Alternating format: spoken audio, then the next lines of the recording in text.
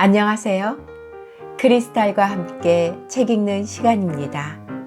이번에 함께 하실 작품은 나다니엘 호손의 주홍글씨입니다.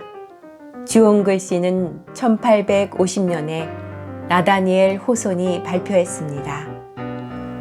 나다니엘 호손은 미국 매사추세츠주의 세일럼에서 태어난 미국 문단의 개척자입니다. 4세 때 부친을 잃어 편모스라에서 성장하였고 우물하고 고독한 성격의 호손은 16세 때 보든 대학에 입학하였고 그 스스로가 농땡이를 부리는 학생이라고 했지만 책을 많이 읽고 문학에 관심이 있어 시인 롱펠로우와 프랭클린 등과 친교가 있었습니다. 그 후 세일럼의 어머니 집에서 10년간의 운둔 생활을 하며 창작에 전념해 주홍글씨를 발표하여 작가로서의 위치를 확보했습니다. 후에 영사로 영국에 부임했다가 귀국했으나 남북전쟁이 터져 불안한 말년을 보냈습니다. 그의 작품은 청교도적인 전통의 악과 도덕적 책임에 입각하여 인간의 내면적인 문제를 집요하게 잘 표현하고 있으며 그의 작품이 현실성이 부족하다는 비난도 있었으나 냉정하면서도 이지적인 관찰을 평이하고 적확한 문장으로 표현하여 소설가로서의 자질을 발휘했다는 평을 받고 있습니다. 구독, 좋아요, 그리고 알림 설정 부탁드립니다. 다른 모습의 헤스터.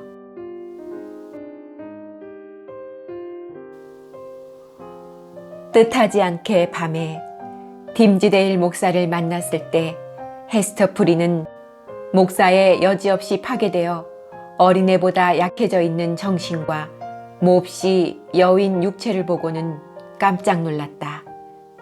그의 지적인 능력은 원래의 기능을 가지고 있는 것처럼 보였으나 그의 정신력은 이미 땅 위에서 응고되어 절망적인 상태인 것만 같았다.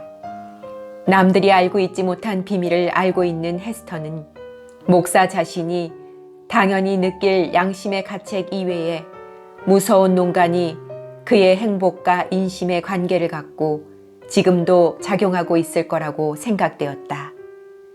딤지데일 목사가 버림받은 여자인 자기에게 본능적으로 발견한 적에게서 보호해달라고 두려워 떨며 호소할 때 타락한 목사의 과거를 알고 있는 헤스터의 영혼은 적지 않은 충격을 받았다. 고심 끝에 그녀는 자기가 목사를 도와야 할 의무가 있다는 결론을 내렸다. 사회로부터 멀리 떨어져 살고 있는 헤스터는 자기 이외의 객관적 척도를 가지고 자기 생각에 옳고 그름의 척도를 삼는데 아주 서툴렀다. 그래서 그 누구도 질 수 없는 목사에 대한 책임을 자신이 져야 한다고 생각하였다.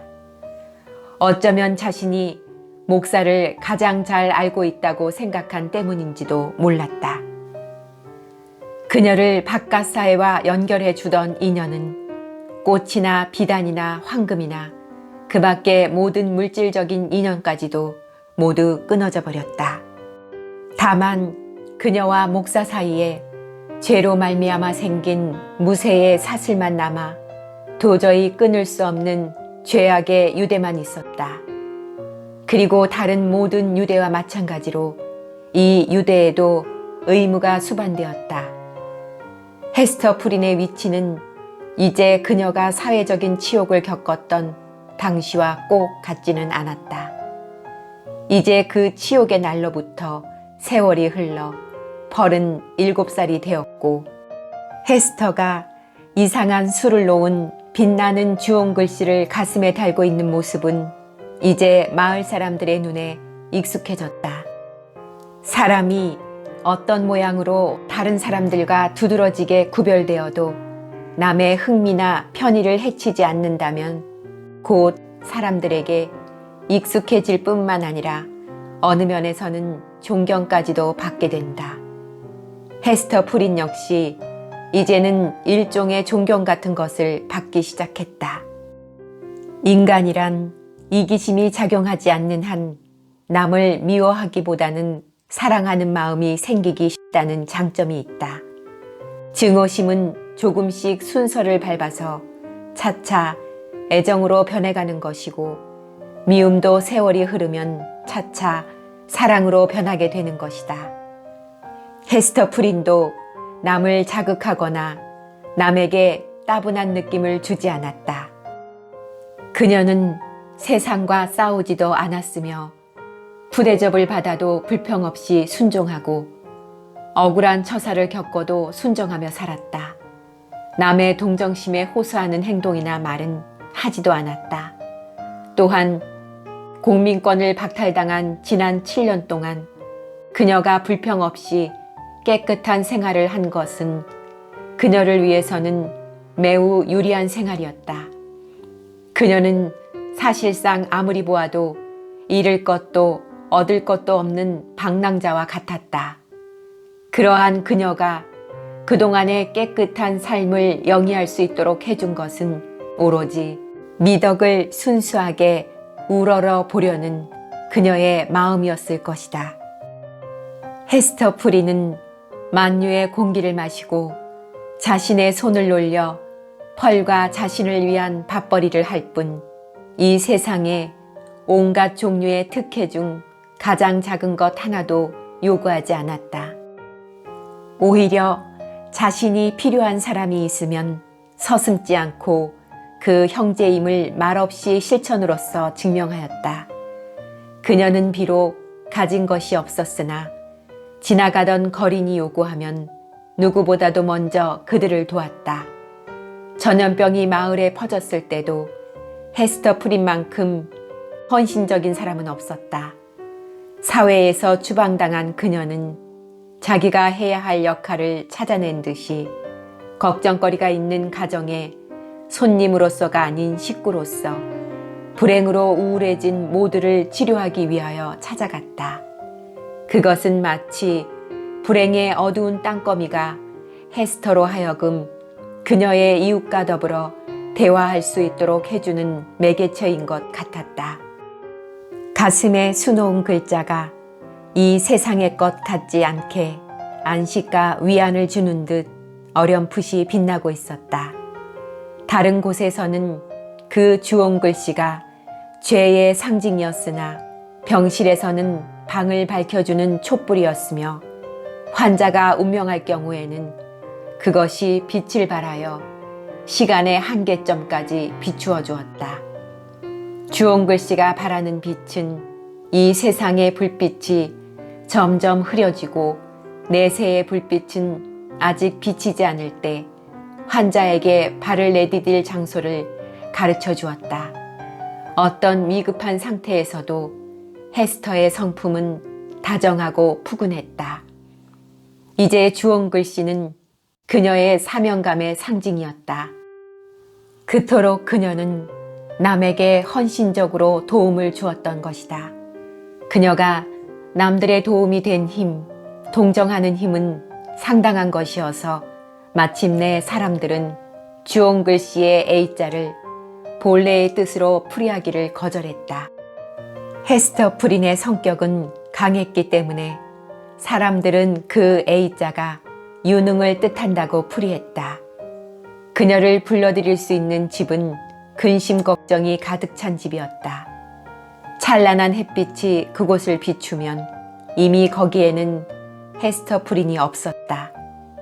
그녀의 그림자는 문지방 너머로 조용히 사라져갔다. 그녀의 정성어린 시중을 고맙게 생각하는 사람들이 감사함을 표현하려 해도 감사의 대가를 받기 위해 뒤돌아보는 일은 없었다. 또 그들이 거리에서 존경 어린 인사를 하려 해도 한사코 거절하며 까칠해진 손을 들어 주홍 글씨를 상기시켰다. 그것은 자존심인지도 몰랐다. 그러나 겸손으로 생각되었다. 대중이란 전제적 기질이 있다.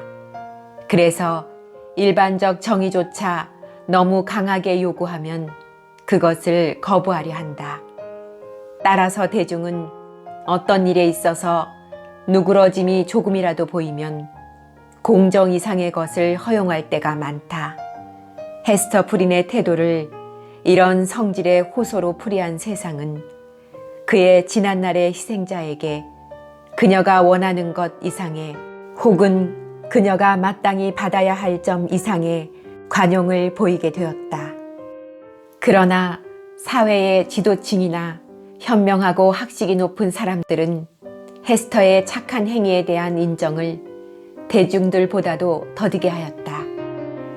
그들의 편견의 내용은 비록 대중들과 같은 것이었으나 그들의 내부에서 이성의 창살 속에 갇혀 그 편견을 쫓아내는데 훨씬 더 굳은 노력이 필요했던 것이다.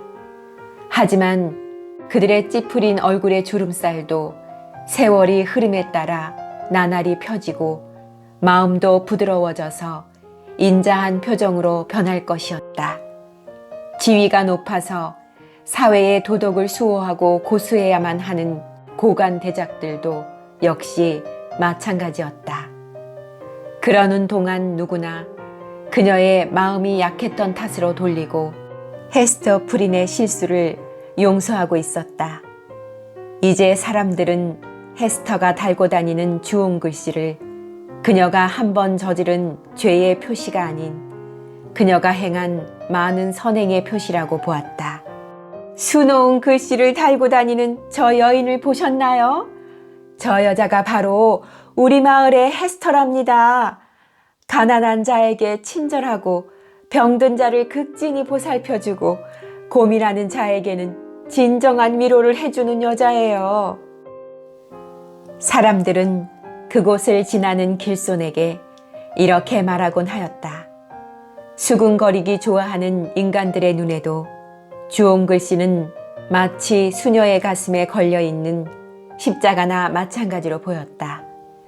그것을 붙이고 있는 그녀에게 일종의 성스러운 인상을 주었고 어떠한 위험 속을 완전히 걸을 수 있게 했다.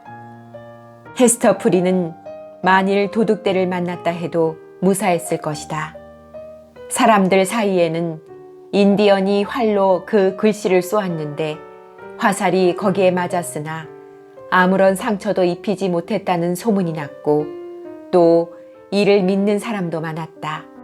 이 상징 혹은 이 표시에 의해 생긴 사회적 지위는 그녀 자신이 주홍 글씨로부터 받는 영향보다도 더 절대적이고 특수한 것이었다. 그녀의 파란 나뭇잎 같던 밝은 성격은 붉은 낙인에 찍혀 시들어버리고 남은 것은 오직 뼈만 앙상한 가지뿐이었다. 이러한 변화를 보고 단 한 사람이라도 친한 친구가 있었다면 필시 그것은 그 친구로 하여금 혐오감을 느끼게 했을 것이다. 이제 아름답던 그녀의 용모도 많이 변화되어 있었다.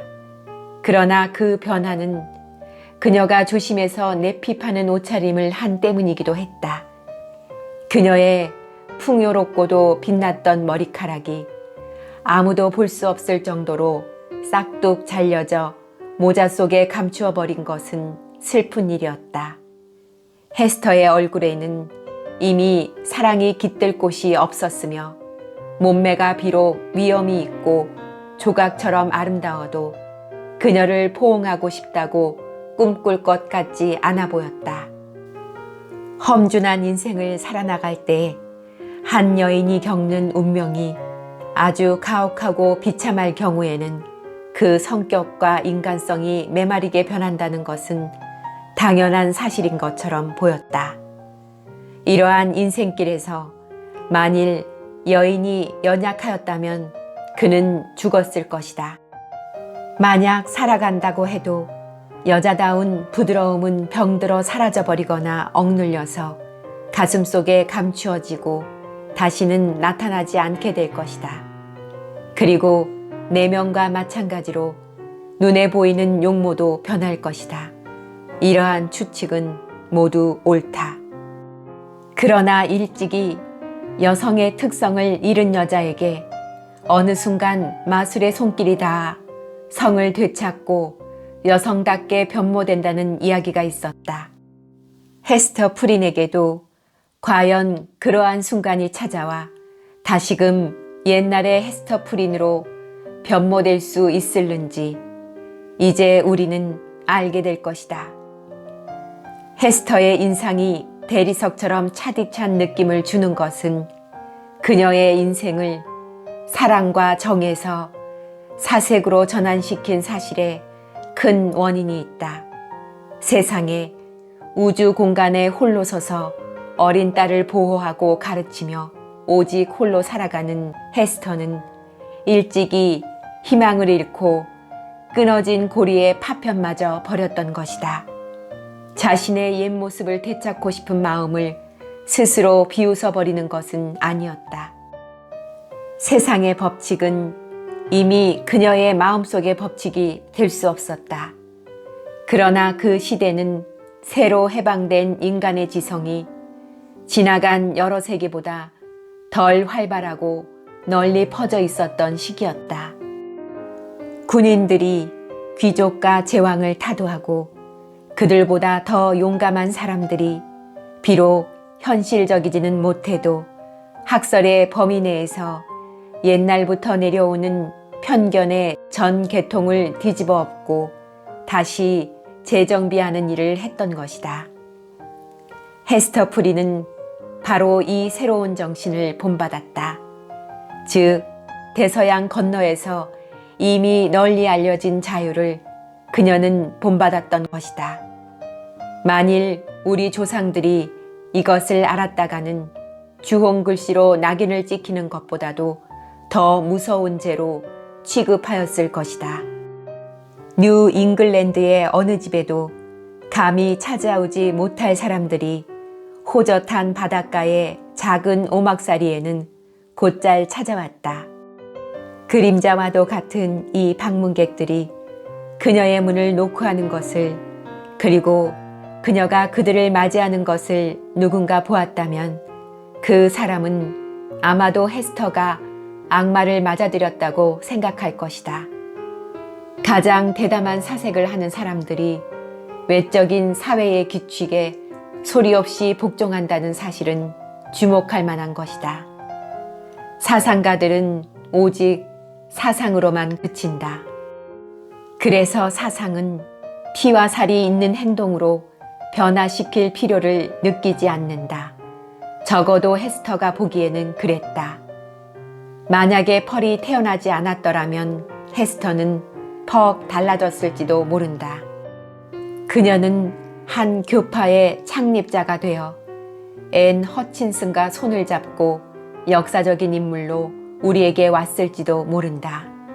또 어떤 면에서 헤스터는 예언자가 되었을지도 모른다. 그렇게 되면 그녀는 당시의 엄격한 법정으로부터 청교도의 기본 정신을 뒤엎으려고 기도하는 자로 사형을 받았을지도 모른다. 아니, 받았을 것이다. 그러나 헤스터의 사상적 열의는 어머니로서 어린 딸을 교육시키는 문제에 있어서도 분명히 할 말을 가지고 있었다.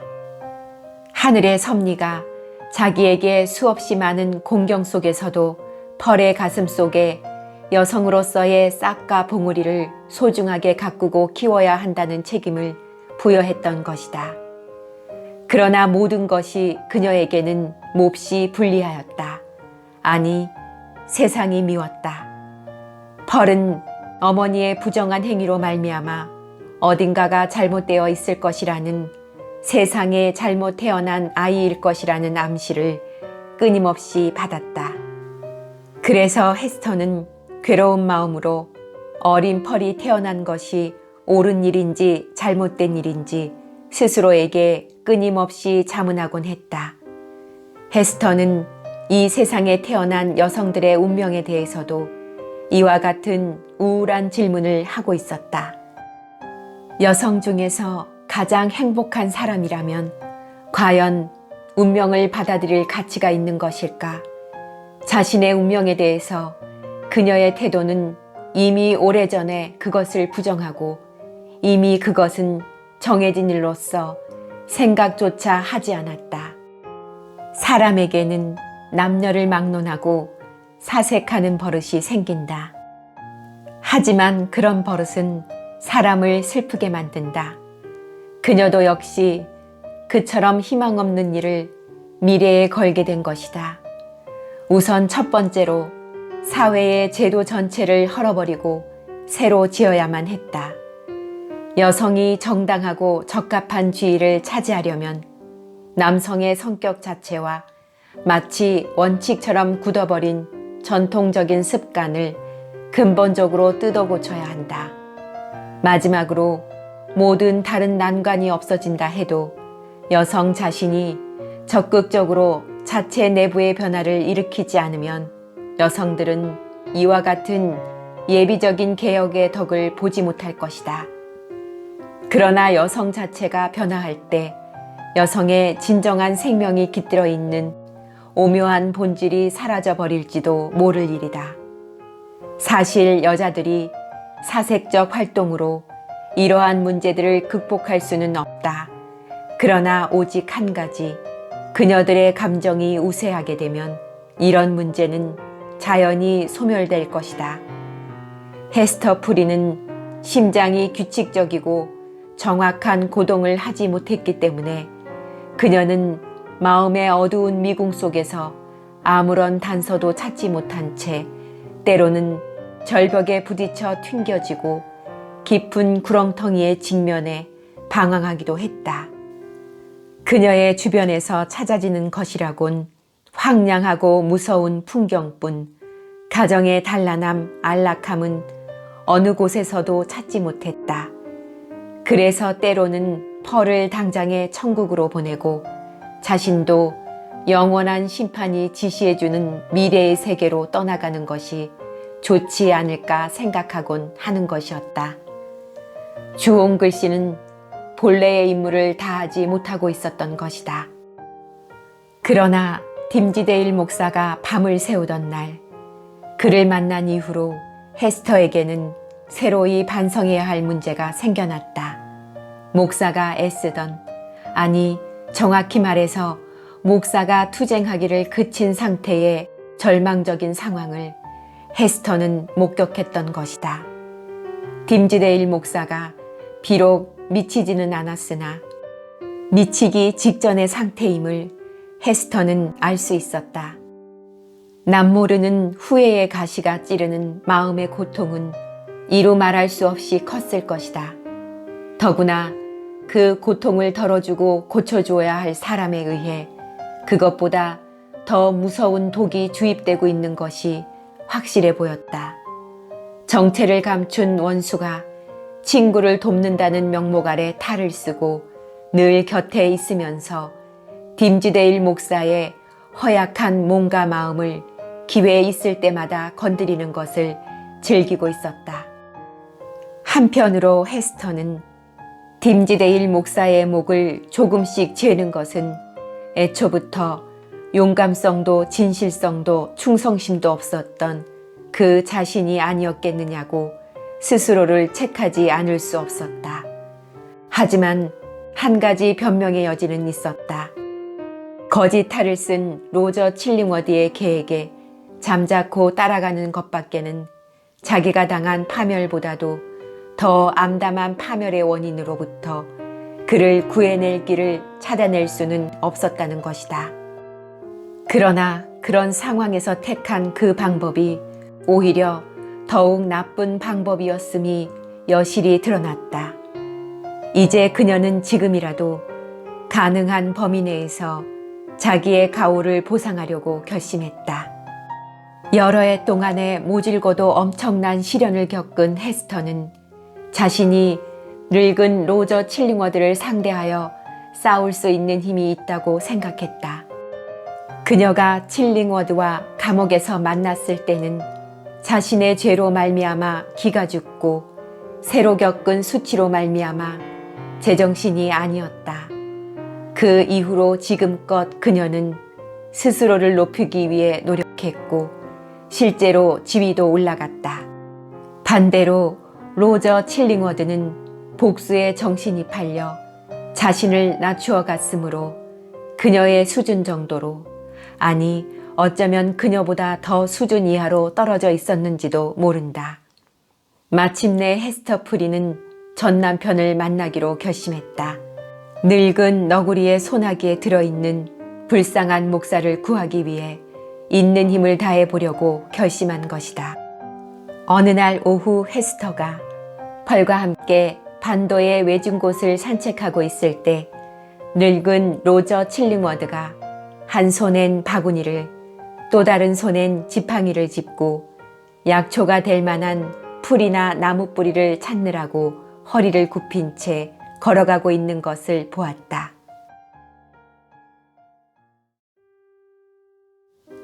헤스터와 의사.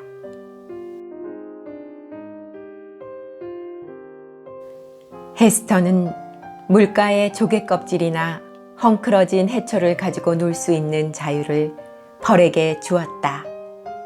펄은 곧 새처럼 날아가 조그맣고 하얀 맨발로 바닷가의 축축한 모래 위를 찰박거리며 뛰어다녔다.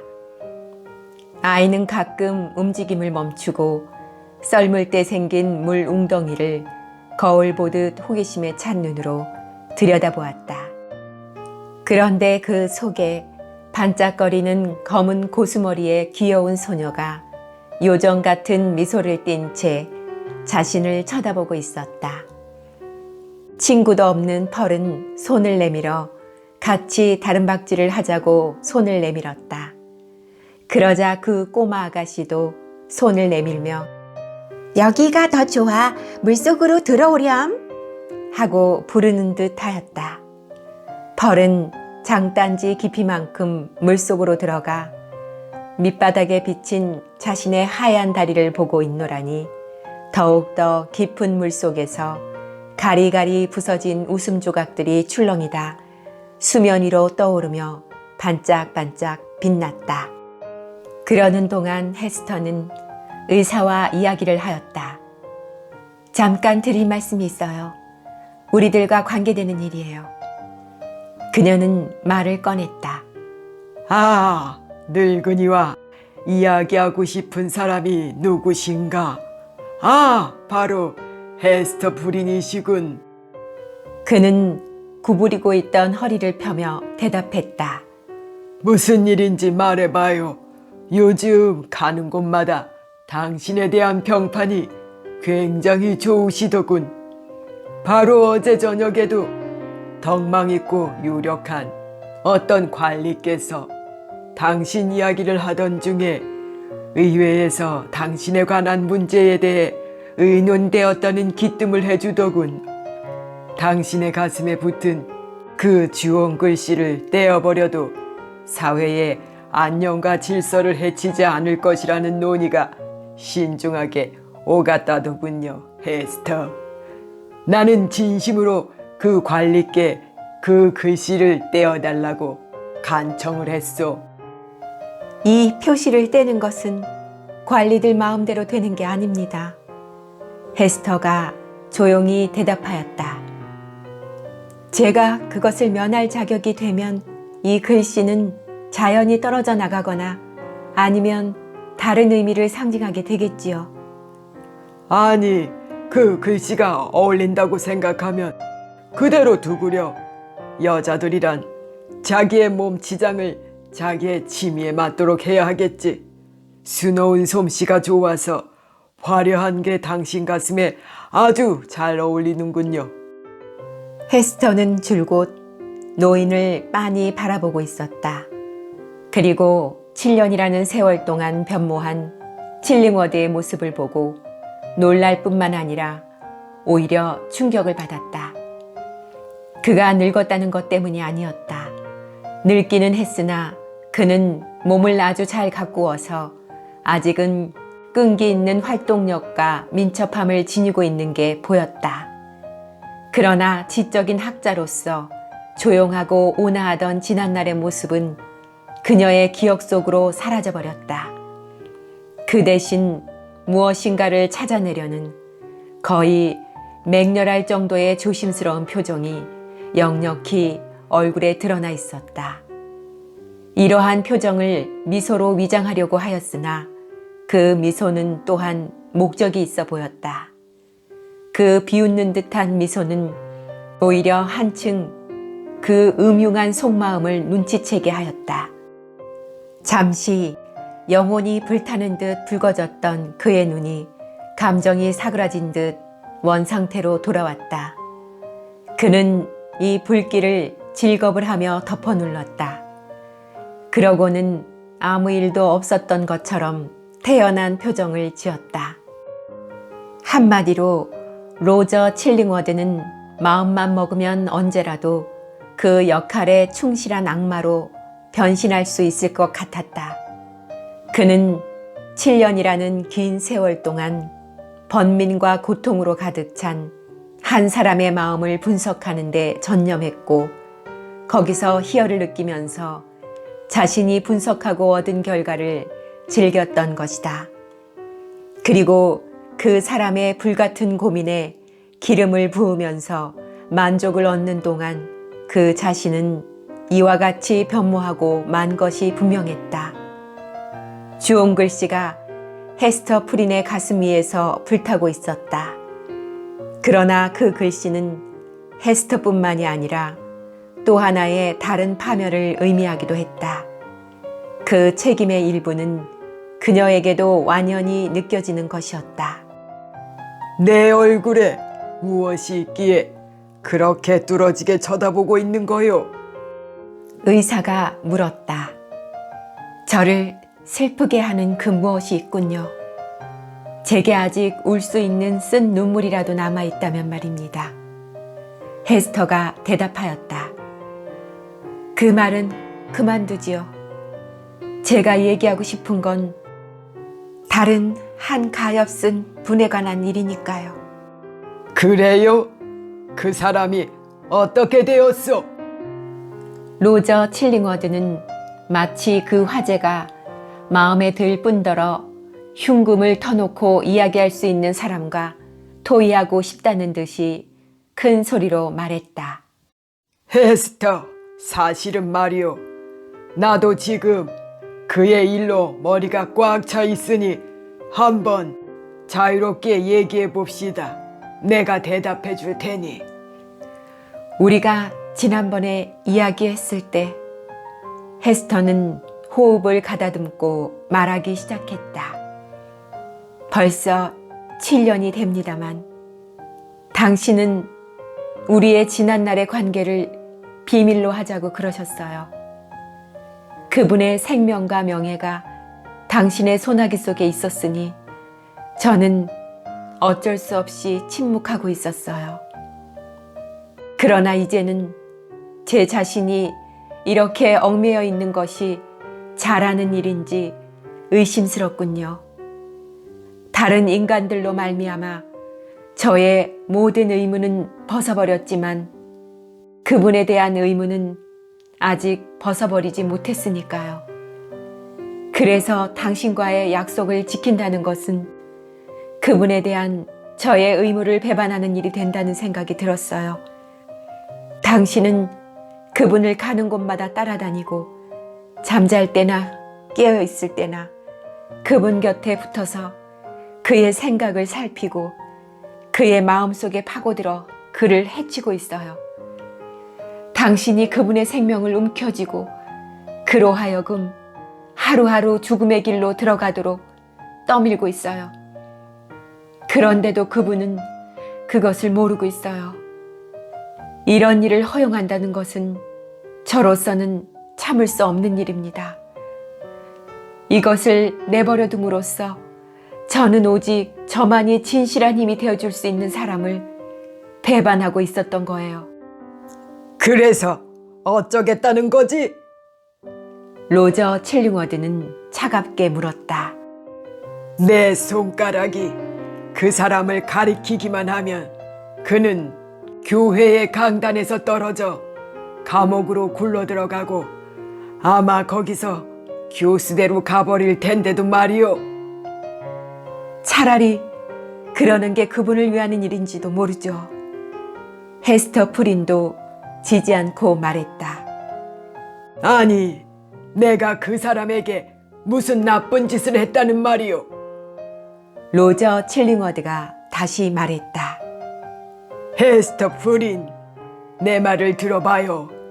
임금님이 아무리 많은 사례금을 준다 해도 지금까지 그 불쌍한 목사에게 해준 만큼의 시중을 들어줄 수는 없을 거요. 내 도움이 없었다면 그는 당신과 죄를 범한 후 2년도 못 돼서 죽었을 거요. 왠지 아시오? 헤스터, 그의 정신력은 당신이 주홍글씨라는 짐을 달고도 견디어낸 것 같이 강하지가 못하기 때문이요.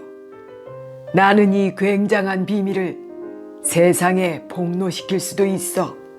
하지만 이만하면 충분해. 인간이 가진 재주로 할 수 있는 모든 것을 다 해주었으니까. 그가 지금 그나마 숨이라도 쉬면서 땅 위를 걸어 다닐 수 있는 게 바로 이 칠링워드 덕택이란 말이오. 그분은 차라리 죽어버리는 것을 원할 거예요. 헤스터는 소리쳤다. 그래, 헤스터, 참으로 옳은 말이오. 칠링워드는 가슴의 분노를 불같이 헤스터 앞에 내뿜으며 말했다. 죽는 게 낫지. 인간으로서 그 사람처럼 고통을 겪은 사람은 아마 없을 거요. 그는 그 모든 고통을 자신의 최고의 원수가 보는 앞에서 겪고 있단 말이오. 그는 나를 의식하고 있었소.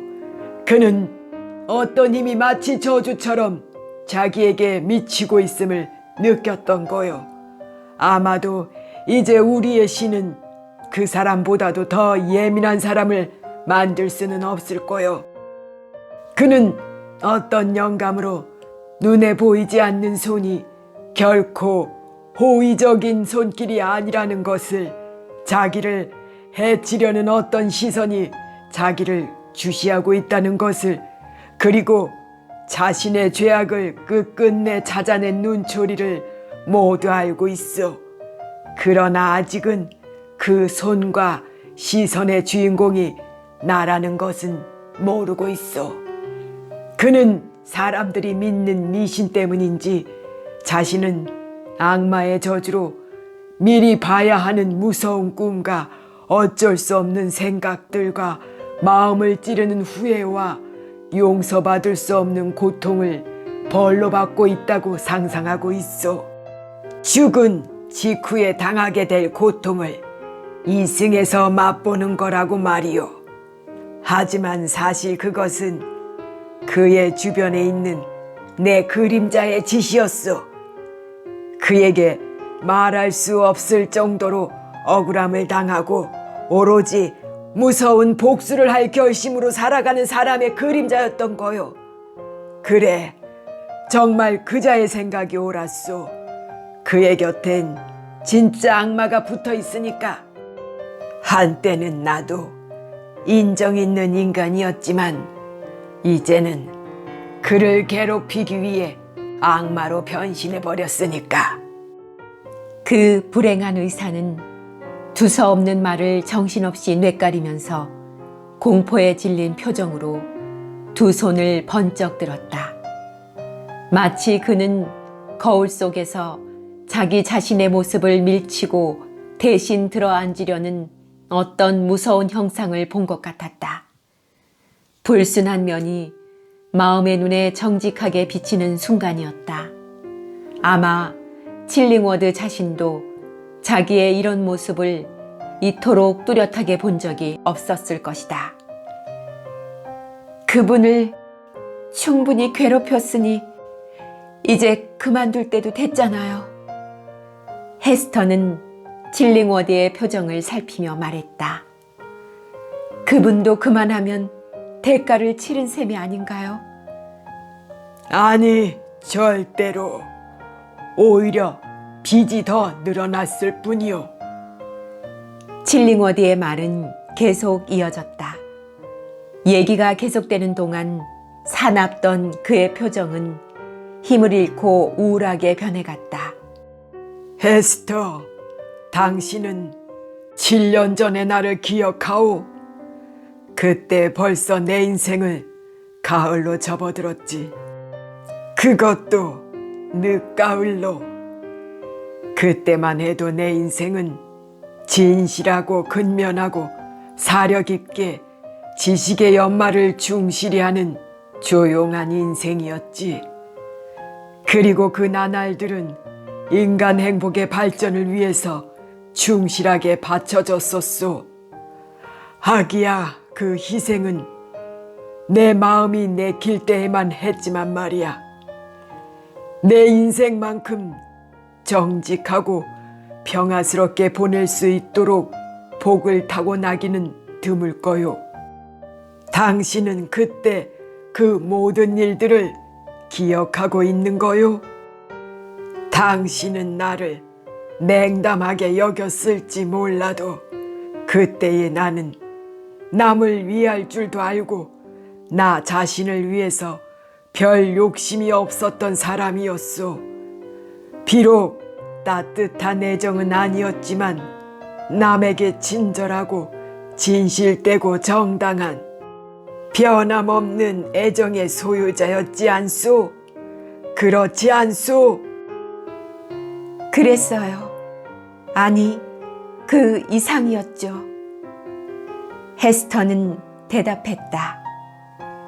그런데 지금의 나는 어떻게 변했다고 생각하오? 그녀의 얼굴을 들여다보며 그는 마음속의 모든 악을 숨김없이 얼굴 위로 드러냈다. 아니, 지금 내가 어떻게 변했는지는 이미 말했소. 악마가 되었소. 도대체 누가 나를 이렇게 만들었지? 저예요. 제가 그랬어요. 헤스터는 격분한 목소리로 바르르 떨며 외쳤다. 그 책임은 그분에게보다 제게 더 많이 있어요. 당신은 왜 제겐 복수를 하지 않았죠? 당신에게는 주홍 글씨를 달아주었으니까. 주홍 글씨가 복수를 해주지 못한다면 그 이상은 내가 어쩌겠소? 그는 손가락을 주홍 글씨에 갖다 대면서 빙그레 웃었다. 주홍 글씨는 너무나 완벽한 복수였어요. 나도 그렇다고 판단은 했지. 칠링워드가 말했다. 그런데 목사에 대해서는 내가 어떻게 해주길 바라는 거요? 저는 우리 사이의 비밀을 깨뜨리겠어요. 헤스터는 단호하게 말했다. 결과가 어떻게 되든 전 그분에게 당신의 정체를 똑바로 알리겠어요. 저로 비롯된 이 비밀이라는 빚을 갚아야 되겠어요. 그분이 파멸의 늪으로 빠진 건 저 때문이었으니까요. 이젠 그분의 명성도 그분이 생명을 지닌 채 땅 위에 존재하는 상태도 모두 당신에게 달려 있어요. 주홍 글씨는 제게 진실을 찾게 해주었어요. 그것은 마치 저의 영혼에 찍힌 붉게 빛나는 낙인과도 같이 명확한 사실이지요. 하지만 그분이 처참하고 공허한 생활을 계속해도 저 혼자의 힘으로는 아무 도움도 주지 못하기 때문에 당신 앞에 무릎을 꿇고 자비를 구하고 싶지는 않아요. 그분에 대해서는 하고 싶으신 대로 하세요. 그러나 그건 그분이나 저를 위해 그리고 어른 펄을 위해서도 결코 좋은 일은 아닐 거예요. 사실 우리들이 처참한 구렁텅이에서 빠져나갈 길은 없으니까요. 그녀가 내뱉은 실망이 섞인 말 속에는 존엄성마저 어려 있었다. 헤스터, 당신 정말 대단하구려. 로저 칠링워드는 그녀의 절망적인 말 속에서 뭔지 모를 장엄함을 느끼며 경탄하지 않을 수 없었다. 당신은 바탕이 훌륭한 여자야. 나보다 좋은 남편을 만났더라면 이런 고통은 겪지 않아도 됐을 텐데. 선천적으로 타고난 좋은 성격을 헛되이 낭비하고 말았으니 진심으로 당신이 불쌍하구려. 당신 또한 불쌍하긴 마찬가지예요. 헤스터 프린도 맞서 대답했다. 현명하고 공정한 사람이 증오심으로 인해 악마가 되어버렸으니까요. 슬픈 일이에요. 이제라도 악마의 탈을 벗고 좀 더 인간다운 인간이 되지 않으시겠어요? 그분을 위해서가 아니라 당신 자신을 위해서 말입니다. 이젠 용서하세요. 보복은 하나님께 맡기시고요. 이 이상의 보복은 하나님만이 가질 수 있는 권리니까요. 제가 말했듯이 우리 모두는 캄캄한 미궁 속에서 길을 잃고 헤매는 사람들이에요. 스스로 길 위에 뿌려놓은 죄악으로 발이 묶이고 있어요. 그렇지만 당신에게만은 좋은 일이 있을 수 있어요. 당신은 지금까지 억울한 일로 피해를 당하셨으니까요. 또한 당신에게는 용서할 자유가 있어요. 그 유일한 특권을 그냥 버리시겠어요? 한없이 귀중한 은혜를 영원히 거절하시겠어요? 그만, 헤스터. 그만하시오. 로저 칠링워드는 우울하고 엄격하게 대답하였다. 내게는 이미 용서할 권한이 없소. 당신이 말한 따위에 권한이 없단 말이오. 나의 신념이 오랫동안 내 안에 숨어있던 신념이 되살아나는구려. 그리고 우리의 행위, 우리의 고통을 모두 설명해 주는구려. 당신이 잘못된 첫걸음을 내디디면서 죄악의 씨는 뿌려졌소. 그리고 그 이후로는 그것이 운명이 된 거요. 나를 억울하게 만든 당신이 죄를 지었다는 것은 일종의 망상일 수 있고, 나는 지금 악마가 할 짓을 빼앗아 하고 있지만 결코 나 자신은 악마가 아니오. 이 모든 것은 우리들의 운명일 뿐이오. 시꺼먼 악의 꽃이 피려면 피라지. 가시오. 가서 당신이 그 사람에게 하고 싶은 대로 하시오. 그는 손을 흔들어 작별을 하곤 다시 약초 캐는 일에 전념하였다.